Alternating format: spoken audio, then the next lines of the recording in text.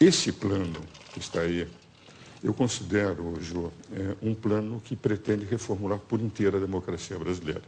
São 521 propostas que estão no Plano Nacional de Desenvolvimento de Direitos Humanos.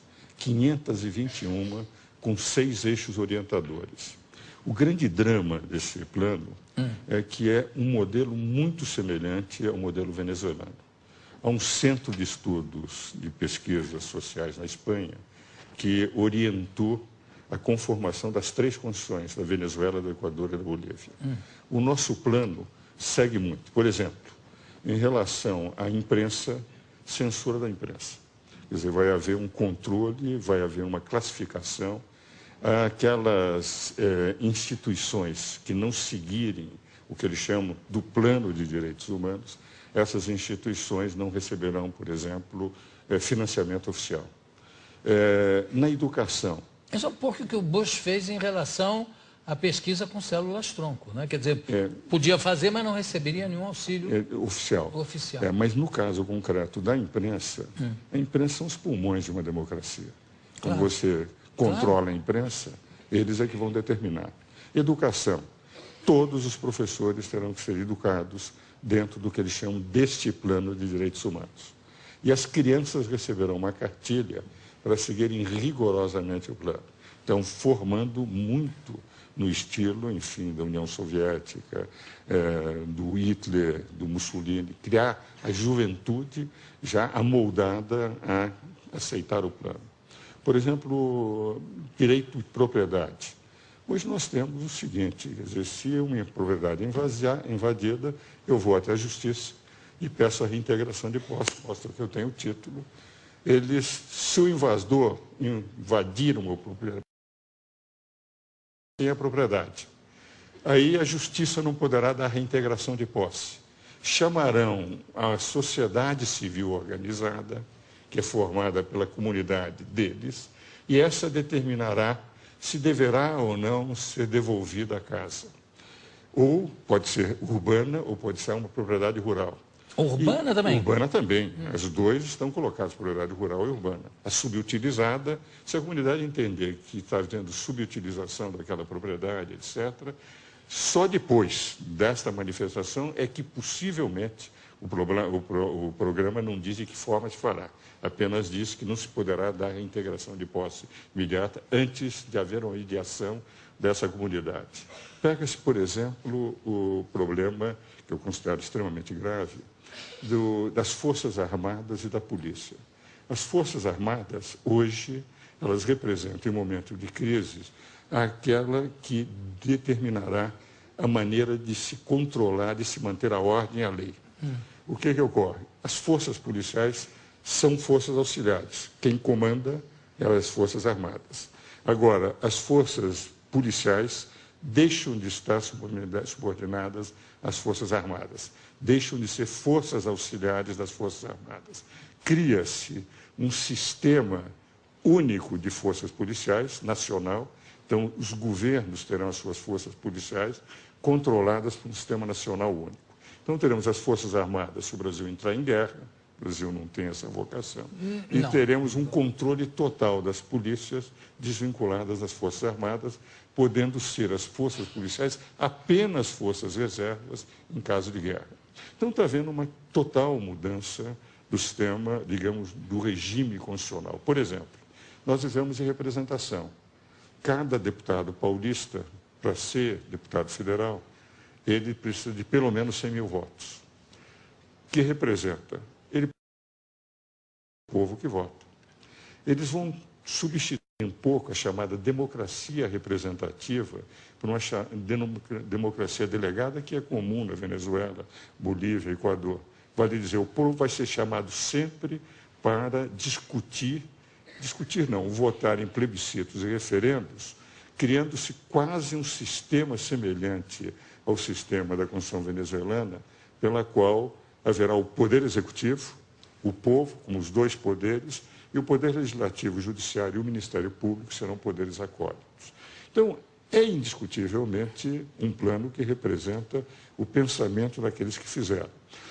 Mas é possível o governo se sobrepor ao que está na Constituição? Eles terão que mudar a Constituição. Isso é apenas um programa, é um decreto programático. Eles vão ter que mandar projetos de lei ordinária, projetos de emendas constitucionais para mudar todo esse sistema, Poder Judiciário, Poder Legislativo. Terá que ter uma comissão de direitos humanos a orientar as leis que eles terão que fazer. Eu me interrompi com a pergunta que você ia falando. Não, o que eu iria dizer é o seguinte, eu tenho um profundo respeito por aqueles que fizeram esse plano. Alguns deles são meus amigos, debates há muitos anos, entende? Mas eles têm uma convicção de que, por exemplo, Cuba é um país que representa uma democracia, que a Venezuela tem uma democracia representativa, que representa o povo, não precisa. E eles estão pretendendo trazer para o Brasil as convicções ideológicas deles, que eu respeito, não são as minhas. Não, mas como é que Cuba pode ser considerada uma democracia se tem o Fidel, por quem eu tenho, aliás, uma grande admiração pela luta dele, pelo que ele significou para Cuba, tudo isso. Eu confesso que não tenho a mesma admiração. Não, eu digo o seguinte, que um sujeito que desembarca com 12 pessoas numa ilha e toma conta, evidente que se transforma num mito, pelo menos. No tempo que eu estudava na faculdade... Mas será que não surgiu mais ninguém com competência? Olha, no tempo que eu estudava na faculdade, em 57, quando ele começou, a mim me revoltava muito. Nós damos sempre o direito de defesa como o principal direito de uma democracia. Claro. Não há democracia sem direito de defesa. Por isso é que eu sou advogado, nunca quis ser magistrado, nem político, nem nada. Agora, naquela época, foram levados milhares de pessoas aos paredões eu sei. sem nenhum direito de defesa. Eu nunca perdoo alguém que matou sem ter permitido. Isso é um genocida. Então, podem admirar o Fidel Castro, mas eu, que sempre vivi defendendo o direito de defesa, que estudava na faculdade, lia todo dia nos jornais, primeira página na época, eram os paredões, ao ponto de nós chamarmos Fidel Paredão Castro, eu não posso admitir. Agora, não, eu não estou falando nem do sistema, nem do modus operandi do sistema, eu estou falando a figura dele, o carisma que ele tem, eu entendo. Carisma ele tem, indiscutivelmente, como excepcional. O próprio Che Guevara excepcional. também. O que eu não estou de acordo. Agora, o que ocorre? Eles dizem que é uma democracia porque não precisam de eleições. As eleições são apenas confirmativas, porque só tem o partido oficial. Porque diz que o povo está contente com o que eles fazem. Se nós analisarmos, todos os que têm defendido a Venezuela, esses regimes bolivarianos, e realmente também a Nicarágua e Cuba, que é uma ditadura, ao meu ver, eles estão convencidos que isso é o melhor para o Brasil. Se nós pegarmos o plano diz o seguinte, nesses 20 anos, nós tivemos a onda neoliberal no Brasil. E nós precisamos voltar a um Estado mais forte, as desprivatizações, isso está no introito do plano.